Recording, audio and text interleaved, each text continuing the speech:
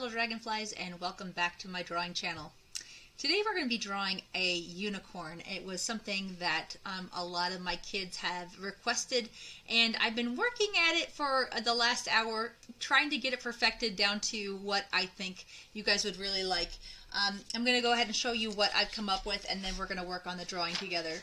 So when I was a little girl, one of the first things I ever taught myself to draw was horses, and I used to go to the library and get books on how to draw, and this was before the internet and Google searches. So this was actually something I really thought would be a fun thing to draw. So we're going to draw this little unicorn here, and then we're going to give it a background, some background details. We'll add some grass in the front, maybe a river in the middle, some mountains, and then a rainbow. So if you guys go ahead and get your pencils and turn your paper landscape nice and long, I'm just going to leave that under there to help guide me, since I've already done the work to get the drawing the way I wanted it. And so what I want you guys to do is I want you guys to start with the hair between the ears, and that will help to guide us on how to make the head. So if you kind of think about, this is the top of your paper and the bottom, I want you guys to kind of go up near the top, leaving yourself just enough room for the unicorn horn. So go ahead and start with a swoopy line right here, almost like an S shape. And then I want you guys to make another one and connect right there. And then bring that around and touch. That's going to be the little hair that's between its ears. The next thing I want you guys to do is make a curving line out here and one out to this side, and those are going to be the two ears. If you bring this line back down here, and this one down like this, then we can start on the face. So for the face shape, bring the cheekbone down and around, cheekbone down and around. We want to indent just a little bit here to go down into the nose. So go ahead and pull around and connect. All right, let's go ahead and add the lines for the ears. Bring this line and touch. Bring this line and touch. And then we're going to work on the two eyes right here. So we want the eyes to kind of curve out and then kind of flick it off your page right there, because that's going to be kind of like the eyelash. So again, over to the edge here and then flick it off the page to create our little eyelash effect. Go ahead and draw a circle and another circle. Add our highlight and then add the black part of the eye. And you guys can use your colors to color in that bottom part of the iris. It's called the iris, the part that's colored. Now down here at the bottom, we want to make a little C shape for the nostril. Just a little C shape would be fine. Now for your horn, we're going to start up high and we're going to bring it down and fit it between those two ears. And when you guys are making horns, if you draw your lines to the side like this, it will be better than going straight across. All right, let's work on the hair. Go ahead and start right about here on the side of the ear, and you guys are going to make a wavy line like this. Now connect. You want them to come down and then connect with that next dot. So I'm going to flip out and come down, connect with that bottom part right there. And what that's going to do is it's going to allow you to have different sections to color in different colors. Okay, so once you create that hair, that rainbow looking hair, we're going to go ahead and work on the body. Now we're going to bring this line down here, and we're going to make this line go out just a little tiny bit and then up and around to about the same spot right here. Okay, so this is going to be the back of the horse, this is going to be the front legs. I want you guys to go ahead and draw one line down. Draw a little line in the middle here, and draw another line straight down like this. Then you're going to go ahead and draw another leg here. And we're going to go ahead and round out those bottoms to create our two hoofs. Now what I want you to do is go ahead and pull this line right here out to the back and down, and then bring this line in front to that same angle and down to create the back foot. Now we're going to create the belly right here, so draw a belly line, and then you're going to make one more foot for the fourth foot. It's behind and to the side, so just mirror the same line you just created, and then a little further back than this one. We want it to be a little bit higher. That will make it look correct as far as perspective. Alright, you guys can go ahead and add the lines for your hooves. And then we're going to add the tail. So go ahead and flip it up high, bring it around to a little curl, do another line just like that, and connect. And let's do two more, one here and then one on the front. That will give us 3 lines to create color. Alright, take a little pause for a second.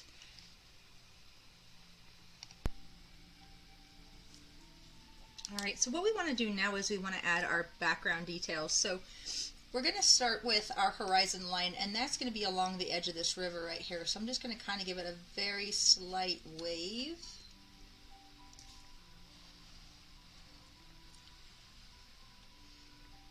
Alright, and then we want to add the grass underneath its feet. So just create a grassy line here.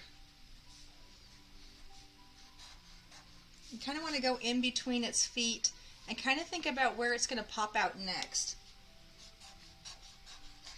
And you can kind of have it overlapping, like I might go down at an angle right here and then pick up again over here, and that's okay to do. It kind of gives it a little bit of depth perception and makes it look a little bit more realistic.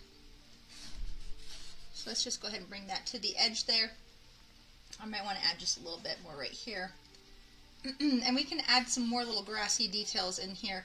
Just by making a zigzag line, you can make your zigzag line go up and down and then kind of branch it out to the side like here and here. And that will create kind of like a tuft of grass every so often. Okay, so let's go ahead and add our mountains now. We're just going to do a nice little wavy line for our mountains. I'm going to have that one be a little higher. And you can vary up the size and shape of your mountains as well. Now what I want to do is create a 2 clouds, and I'm going to just bring this down a little bit from where I had it because I want to make sure I have enough room for the top line of my rainbow. And again, if you do a picture and you don't like the way it turned out, like maybe it wasn't exactly the way you wanted, it's okay to trace your own paper. That's not cheating. I tell the kids in my classroom, you know, if it's your own work, then you have the right to trace over your own work. The one thing that we don't want to do is trace over somebody else's work, like printing out their work and then tracing it and calling it our own. So in my classroom, I give a lot of examples and print out a lot of papers for them to look at, but they're never ever allowed to trace them. They are allowed to look at them and use them for ideas, but that's plagiarism. It's plagiarism for words, and you can have a copyright problem if you try to copy someone's work offline. So you'd always want to make it your own. So what we want to do is want to give ourselves at least enough lines for the rainbow, and that's 6 colors. So if we start along the top and we bring it all the way over to the other side, we're going to have the very top of our rainbow.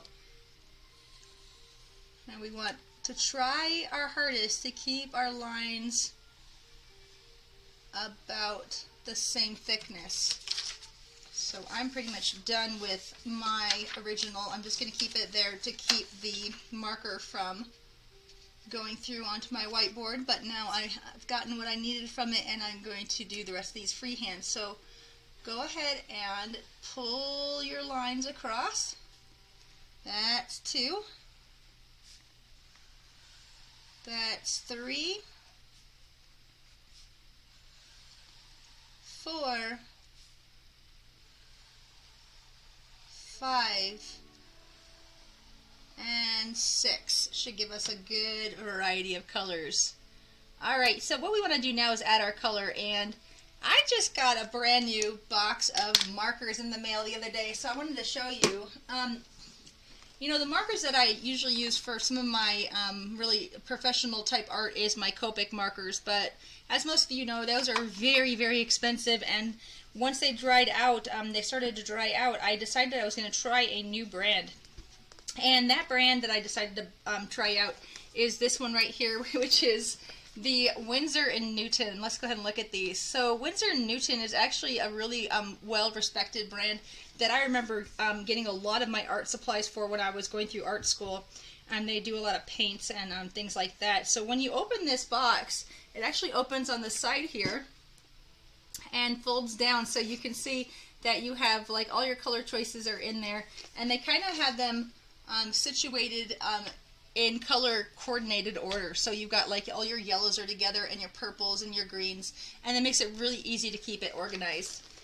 So you guys use whatever you have at home for coloring. If you've got your own set of markers, if you've got your own crayons or colored pencils, if you guys are using watercolor, it's completely up to you what you guys decide that you want to color with. Today I'm going to be using my new markers just to try them out. So I'm looking at the green that I'm using right here, and I'm going to use this green to do my grass down here. So a lot of the reasons why I like to use Sharpie marker for my outlining is because Sharpie marker doesn't pick up and bleed into your markers like as if I was outlining with a black marker instead of a Sharpie, then when I went over it right now with my green, it would pick up that black marker and it would dirty my my nib. These things right here are called nibs or brushes, and so that's why I use the black Sharpie for my outlining, because it doesn't pick that color up. The same thing when you're getting ready to do watercoloring. If you outline with your black Sharpie, it won't bleed with the watercolors the way that it might if you were using a black, just a regular black marker.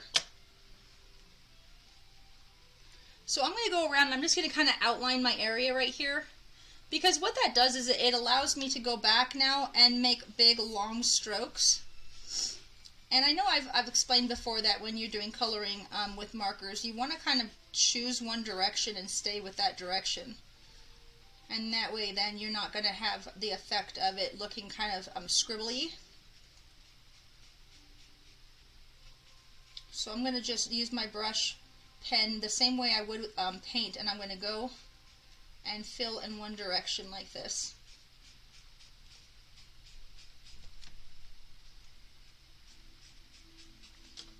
Now you can change colors, like I might want to change to a darker color marker at some point.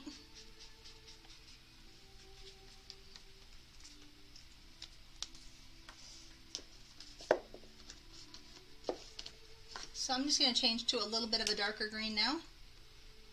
I'm going to go over these areas first.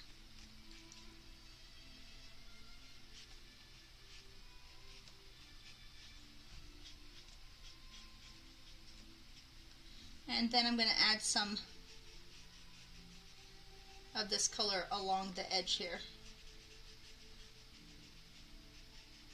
Now at this point I might want to start using this color to create some kind of texture.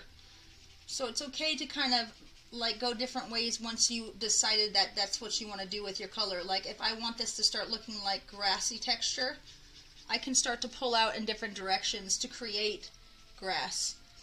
It doesn't always have to be with the outline. You can use your color even to create that texture. And that's up to you how you guys want to do it. If that's too complicated for you, just keep it simple and just do one color green along the bottom. And again, having that extra paper under your original paper is a really good idea, because I can go off my paper now onto my scratch paper and not worry that I'm going to dirty up my whiteboard or whatever your drawing surface is. If you're working on a table or a desk, you don't want to go off your table and get your table all dirty. So see how this is really nice to have an extra piece of paper underneath. Alright, so now that the bottom part is done, I want to think about the water. And let me show you guys a cool trick for doing water. So I think I'm going to use this one and this one. So I've got two different color blues. So with my darker color, I'm going to just show you a cool effect that you can do with water. And that is making these kind of effects here. It's you're going to make like a line that looks like this, and then bring them together.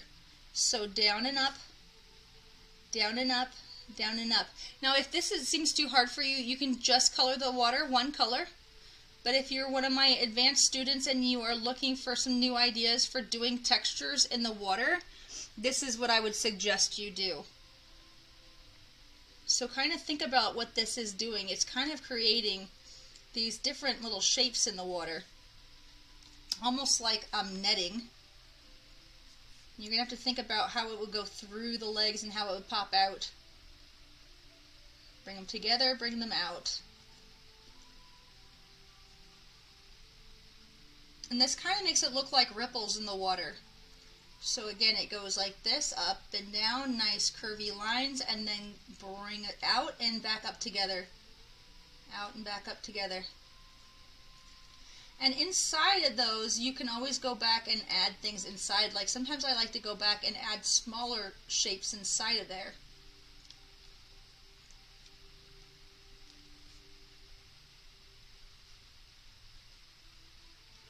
And then you just kind of want to take some time to just kind of fill some sections in. So every so often I might want to add another line up here. I don't want you guys to think that there's a lot of rules in art. There aren't. You can make things the way that you want them to be. You can make things a little bit different and create a texture that is all your own. And because I'm doing this all the way through the water and it's uniform, meaning that it looks the same all the way through, then the person viewing your art is going to know that's what you meant to do.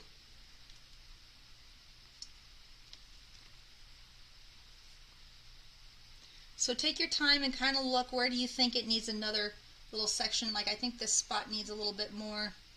And now what I'm going to do is I'm going to switch to my other color. Now you can use your other color to color in sections or to make more shapes. I'm going to go every so often and add a little bit of this color into my water.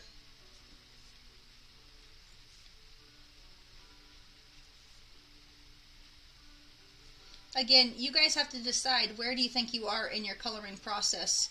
Like where do you think you are in your skill level? Do you want to try this, or do you want to just do it all one color? Either way is going to be fun, and either way is going to look good. So this is just something new to try, to just give you guys some ideas on the fact that sometimes adding textures in can give you an entirely new look. Alright, so I think that looks good right now. Alright, so I'm going to leave that just like that. I'm going to think about my mountains now, and I'm thinking I might go for like a purple color for my mountains. So let me find a really nice light violet. I'm thinking these two colors look really nice for mountains. And mountains, they can be lots of different colors. They could be brown, like the ones we have here in the desert. They can be green if it was a really lush green place like Hawaii. And then a lot of times they're blue or brown when they're off in the distance. And you're looking at them from far away. They just have that tinge. Even the ones we have here in Las Vegas, Nevada, have a bluish purple tinge when you're far away from them. So I'm actually going to start with my lighter color.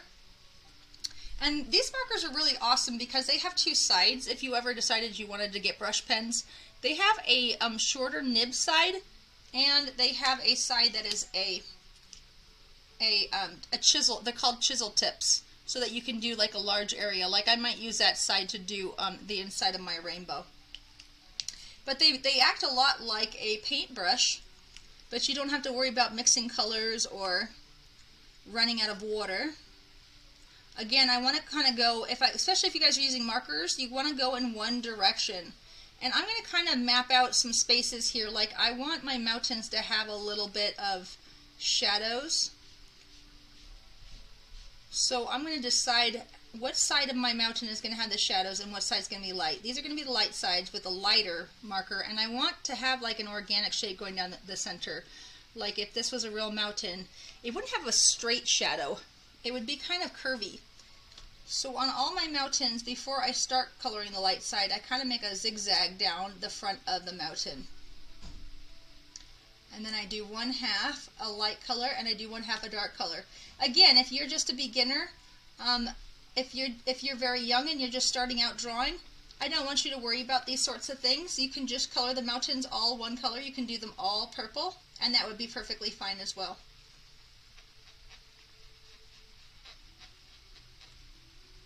Alright, and then last mountain here, draw a little zigzag down the front, bring it down to an angle here, fill it in, and then we'll work on the shadow side. Alright.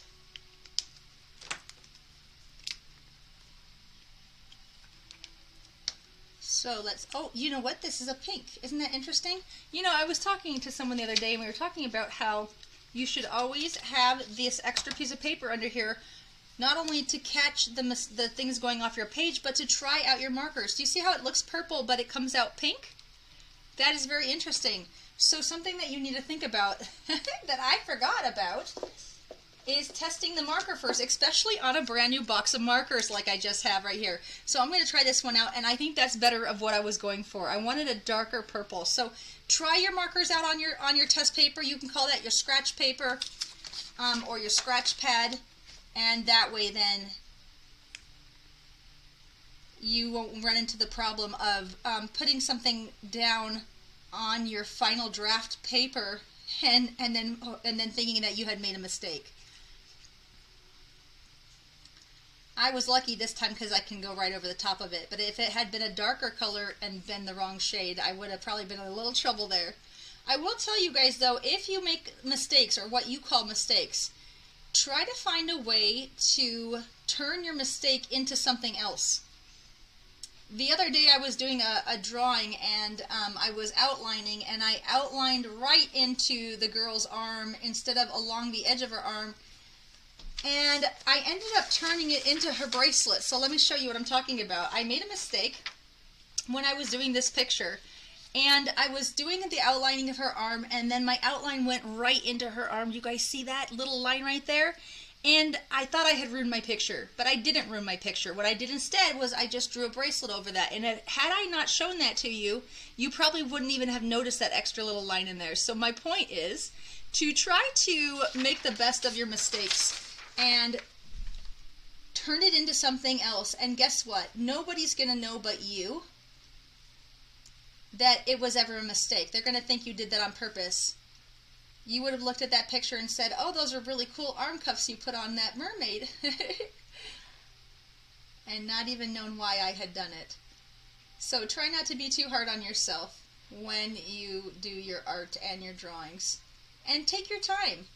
This part right here, the coloring part, it takes a little bit of extra time, but it's actually my favorite part. I feel like once I've done the drawing and I've got all my outlines on there, that the hard part is really over, and now it's time for the fun of adding the color, of getting to choose your colors, coming up with new textures, trying new things. And don't be afraid to try new things. Like, I know that water is kind of weird, and you may have looked at it and said, what is she drawing? But now that you're looking at it, you might say to yourself, okay, that kind of worked. That kind of turned out cool. Alright, so I'm done with my mountains now. I'm going to move on to my clouds. And clouds are, for the most part, white, but what we want to do is we want to just give it a tiny bit of blue for its little shadow. So I'm going to just check. Oh, I'm glad I checked, because that is too dark. Let me look in my old sets. You know what I like about having multiple sets of markers? Sometimes there's a color in one set that I don't have in another set, and sometimes it works out the best for me. See how nice and light that one is? I just want a nice little light color to go around the inside of this. So like I tell my kids at school, blue is your friend. Blue is a great color for shadows in clouds. It's a good shadow color for ice or snow. It's also a good shadow color for water, or even doing windows or glass. You can use blue for the outlines. So what I'm doing right now is I'm just outlining the inside of my cloud.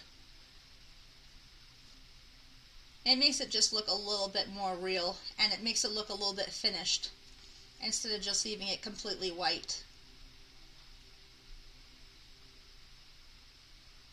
Now I'm going to work on the shadows for the unicorn and the hair, and then we're going to do the rainbow. And I'm going to leave this sky white. I'm not going to ask you guys to color that whole sky in with markers. And a lot of times when I'm working with markers, I don't even do the sky with markers. I'd rather do the sky with paint. And the reason why is because I don't want to have a lot of texture in my sky. Like, I'm okay with there being texture in my grass, but I wouldn't want any of these lines in my sky. And so usually when I do my own art, I watercolor my skies. I do everything in marker, but I watercolor my sky because it's very clean. It doesn't leave any brush strokes. So for today, I'm going to leave that sky blank, and I'm going to let you guys decide what you want to do with it. Now for this little horsey's hair, I'm going to choose pink as my first color. So I'm going to go ahead and add some hot pink in its hair. You guys can choose what colors that you want your horse to have. I think I'm going to go rainbow order on its hair. So we're going to go from pink, and then I'm going to jump right into my orange.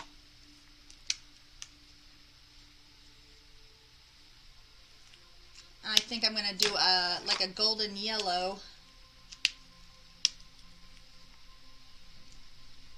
And I think I'm going to choose a greenish blue. That way I don't really have to decide between green and blue. I can just have them both. So this minty green is a nice little greenish blue. And I think I'll be really satisfied with that color. That's really pretty. So let me go ahead, and I think I like that one the best. So I'm going to add that to my other part of the hair there. And I think I'm going to have that as the main color on its tail. And you guys can do that too. What is the favorite color of yours? If it's your favorite color, you should make that the main color of the tail.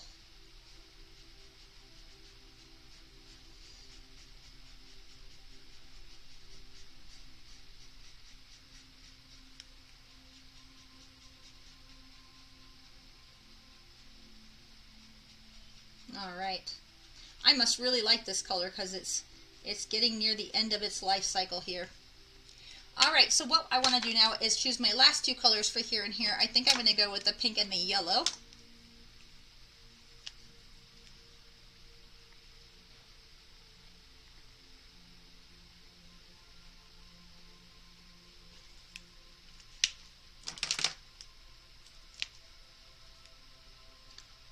And now what I want to do is I want to find a nice golden color for that unicorn horn.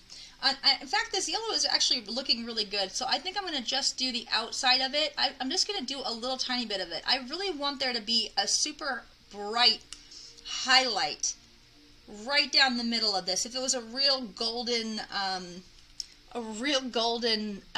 unicorn horn, then the sunlight would catch it so bright that the highlight would be bright white. So I'm going to leave it just like that. Now you guys can decide on what color do you want your little hoofs to be. I think I'm going to choose like a lighter brown for my hooves. I'm just going to check this color out. Again, since it's a brand new set, I've never tested these before, so I just want to make sure it's not too dark.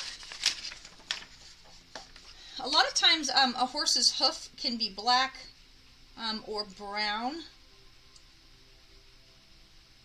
I kind of like the brown better than the black for this picture, just because the horse is white itself, and I think the black would be too dark.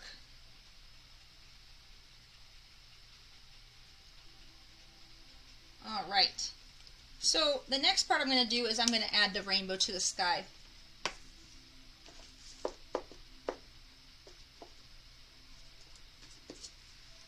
Looks like we got a really nice red right here. Let's try this one out. Oh yeah, that's pretty. Alright, so we're going to do a nice long stroke. And if you outline the edges first, then all you got to do is color the inside, and you don't have to worry about going over this line. So outline your lines first. I'm going to outline this outside line first. I'm going to come across, and then I'm going to outline the inner part of it. Go around the horn nice and gentle. Remember to take your time. Use your arm on the paper or your canvas to always balance your hand out. And take your time on making your brush strokes. You don't want to rush your coloring job.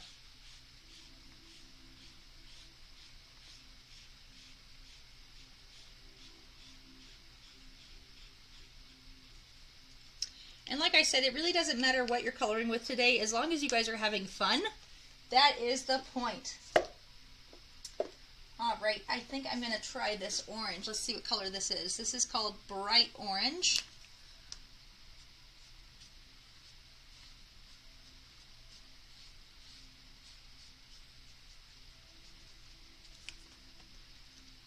All right, nice long stroke to do the outlining. Be careful not to go up past your lines.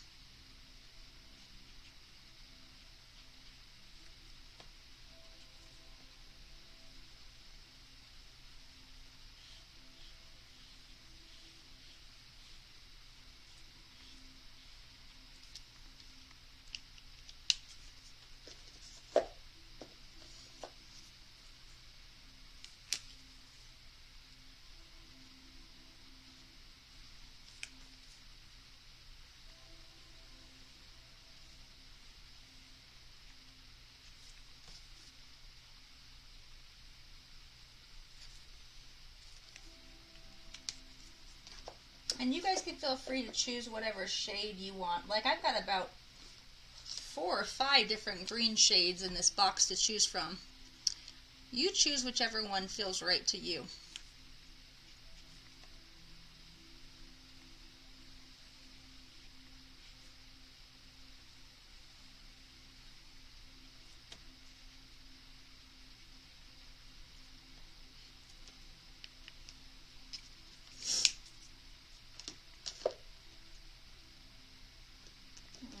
I think I'm going to go for a lighter blue on this blue line, and then I'll pick out one purple.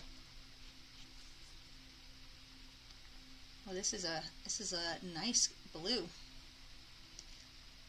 This looks like a stormy blue. You know, today in Las Vegas, it is raining and snowing. And we've been waiting for this kind of weather for weeks, if not months. So that's pretty exciting to have a snow day. All right, and lastly I'm going to pick one purple color, and then I'm going to show you guys something I've been working on. You know, this is more of a pink. I think this is the one I was using before and got caught off guard that it was a pink. I think this one's the one I'm looking for. Let's check it. Oh, let's test it. Let's take my own advice. Too dark. Good thing I tested it. Let me look again. Let me try this one. That one's the same one we used in the mountains. I think I like that one. Let's go back to that one.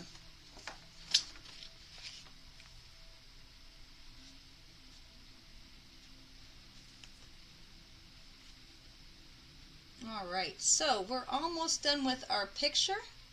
Remember, as an artist, you should always sign your picture.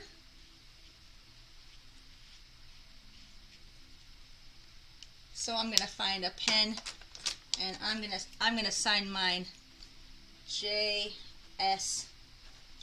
And sometimes you can even put the year. So this is 2021. And you know, if you keep things like this in your portfolio, then you can look back and you can see your progress. You can see how you've gotten better over the years. All right, I wanted to show you guys something special I've been working on with my own art. Talking about horses and the differences of when I first started drawing horses to where I've been able to get now. So this is something that I've been working on, and you can see I really love my glitter pens. If you hold it at an angle, you can kind of see how those glitter pens really shimmer, and how if you have a black background, you can take a silver pen and you can go over it, and your silver pen will show up on black. So that's a really fun effect. but I thought this was a great one to share with you guys today since we're working on unicorns. All right, guys, I hope you guys had a lot of fun, and I hope to see you guys in the next video. Bye.